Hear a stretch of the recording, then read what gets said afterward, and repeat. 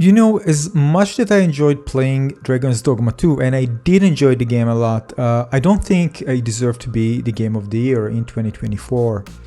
So we're going to talk about those things, so also some side things that annoyed me. First of all, performance. Many people suffer from performance issues, especially in cities. And even if you had, high-end graphic card, still many people mention that, especially in cities, just getting very low frame rate. So even if you had a 4090, you might suffer from some, frame rate deficiencies. And this includes other things like, for example, unstable frame rates, frame drops, and graphical glitches on some platforms. Now, regarding side quests, there are some of them that I really like, but overall it felt a bit kind of underdeveloped and kind of repetitive. It's not a big deal because overall there were some that I did enjoy, but again, it felt lacking. The other thing is some, game design choices, especially when it comes to the controversial choices regarding saves and fast travel. I think it kind of clashed with modern standards, and many people find it that annoying, especially if they just press the wrong load save one and just lost hours of gameplay time. What happened to me? The other thing I think regarding innovation, this seen as more of a redo than a sequel, not addressing the original's weaknesses. So I think those who actually played the previous game might find it kind of disappointing. The other thing is the presence of microtransaction, which is something that I didn't like. I didn't find it a big issue, but I didn't like it, especially those that affect character editing and other in-game utilities has been kind of a major point of, let's say, contention among players. Now, if I look back at the time that I play, I feel like that I spent so much time walking, and the fact that there's no mounts in this game led the game to feel like, that I spent so many hours by basically just walking. Of course, they wanted people to really enjoy and discovering things in the world. Nonetheless, without even that, I spent hours, over tons of hours just walking, which in many times it felt just really waste of time. And in many cases, the game just felt unrewarding. I felt like, why I actually should fight enemies? Eventually I stayed with some items that I got in certain places in the world, but just fighting enemies just to get maybe something good, I felt that, compared to other action RPG games, it didn't feel motivating at all. In most part.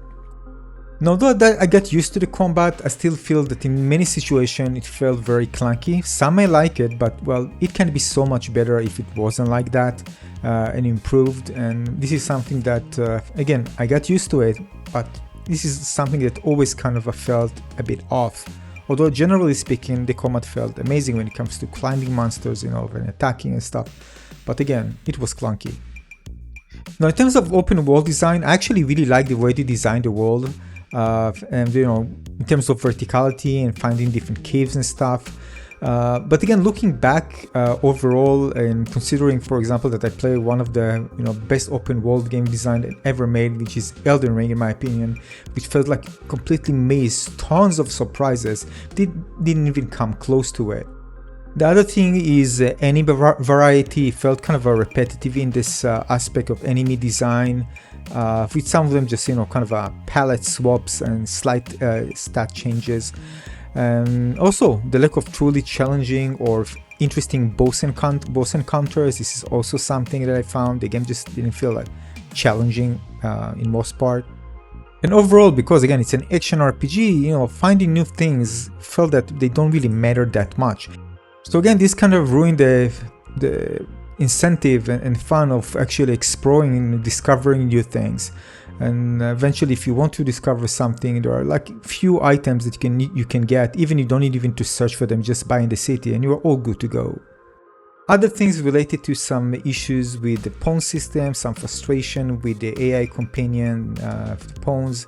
The behavior with the AI were frustrating at times. Overall, it worked well, but definitely was some frustration involved throughout my journey.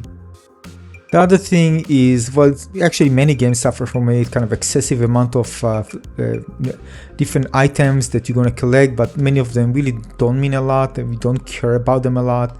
especially things related to crafting. I mean, they don't really have lots of weight. It didn't feel like that. The game wasn't really hard that much, and eventually just stopped collecting stuff and just focus on getting certain items, specific item, and that's about it.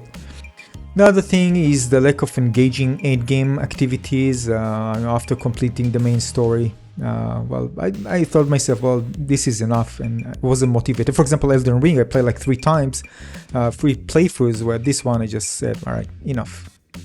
So overall, I don't know, again, I don't know what, those fans of Dragon's Dogma 2 will think about that, but my opinion, it felt lacking in many aspects, but again, overall the game was good, but it could have been so much better, and to be a Game of the Year, a good contender for Game of the Year 2024, it needs to be much more in many aspects of the game design. So this is the type of game that works and works well, but it doesn't reach the heights that are needed to really make you like say after you finish the game, oh my god, what did I just play after finishing the game. This actually happened to me when I finished Elden Ring. I was just blown away, and I actually made several videos about that, how special it is, and actually highlighted the things about the game that really make it special. You can find it on my channel. But here, when I finished it, it's a good game, and well, that's about it. So I took my time watching even gameplay that I played before, and let things sink in. But that's it. That's all my thoughts. It won't get Game of the Year unless something really weird happens. But I want to hear your thoughts. Again, keep in mind, I have no hate for the game. I did enjoy the game and fought a lot. But when it comes to Game of the Year, don't think so. Waiting for your comments below, your thoughts. Let's discuss it there. Thanks for watching.